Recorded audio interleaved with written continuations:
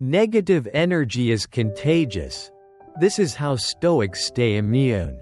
You've felt it before, haven't you? You walk into a room and the air feels heavy.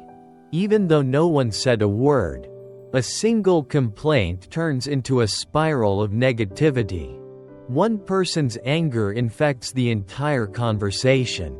Their bitterness, their resentment, their cynicism, it spreads like wildfire. And before you realize it, you're carrying a tension that wasn't yours to begin with. That's because negative energy is contagious. Not in some abstract, metaphysical sense, but in a deeply human, psychological way. Emotions are social. They're infectious. Like a virus. Negative energy doesn't ask for your permission. It seeps in, attaches to your thoughts, and quietly shifts your mood, your focus, your entire state of being. But not everyone catches it. Some people seem immune. They don't absorb other people's drama. They don't carry resentment that's not theirs. They move through chaos like a steady flame that refuses to flicker in the wind. These people are rare, but they exist. And more often than not, they are Stoics. At the heart of Stoicism is a radical form of emotional responsibility. It teaches that nothing outside your control should have power over your inner state.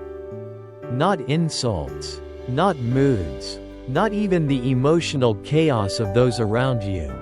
But that doesn't mean Stoics are cold or detached. On the contrary, they feel everything. They just refuse to be ruled by it. And that's what makes them different. You see, most people don't even realize they're absorbing the emotional toxins of the people around them. They leave conversations feeling drained but don't know why.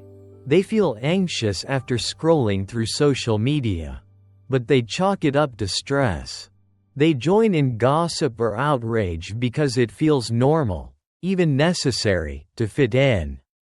And slowly, their energy is hijacked, not because they're weak, but because they're unaware. Stoics, however, are hyper-aware of what they allow into their minds. They see emotional contagion not as a metaphor, but as a daily battle. And their immunity? It's not luck, it's discipline. So, how do they do it? It begins with a kind of inner hygiene. Just as you wouldn't eat spoiled food or breathe in toxic fumes. Stoics are selective about what they consume emotionally.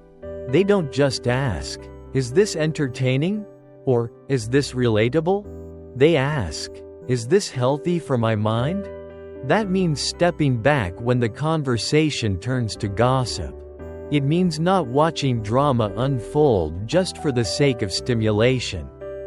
It means walking away from people who constantly drain your energy with complaints and chaos, and doing so without guilt. Because for the Stoic, peace is not a passive state. It's something you protect, something you fight for. This doesn't mean shutting people out entirely. It means not letting their storms enter your house. You can empathize without enmeshing. You can care deeply and still keep your emotional center untouched. And that takes practice. One of the most powerful Stoic tools is the discipline of perception. This is the ability to see things clearly, without exaggeration, bias, or emotional distortion. When someone else is negative, the average person reacts. They get defensive. They mirror the energy. But the Stoic pauses, observes, and most importantly, doesn't personalize it. They think, "This is their energy, not mine." This one mental boundary changes everything. You stop internalizing every mood, every critique, every offhand comment. You stop assuming everyone else's urgency is your emergency.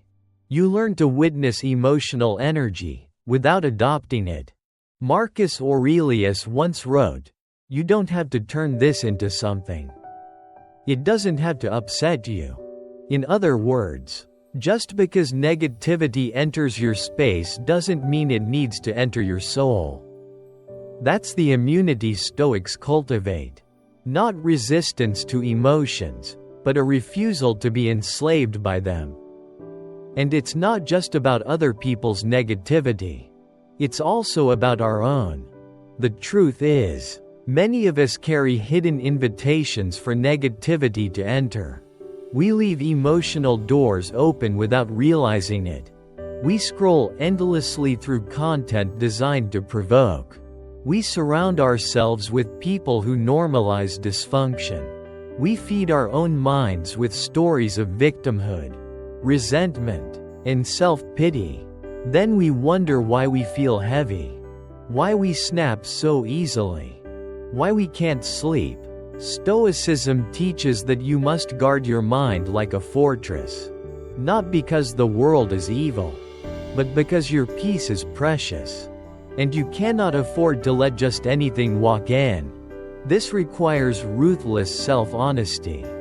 You have to ask, what part of me is attracted to this chaos? Why do I keep going back to conversations that drain me?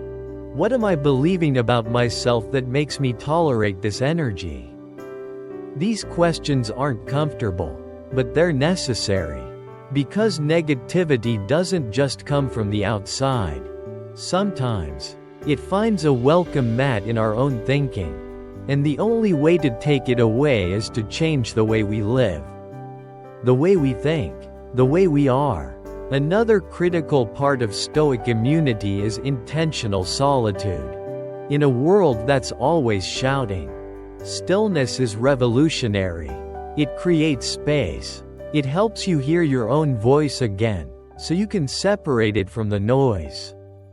Stoics aren't antisocial, but they value aloneness because it purifies their perception. When you're alone with your thoughts, you start to notice which ones are really yours, and which ones were just echoes of someone else's energy. This is how Stoics reset.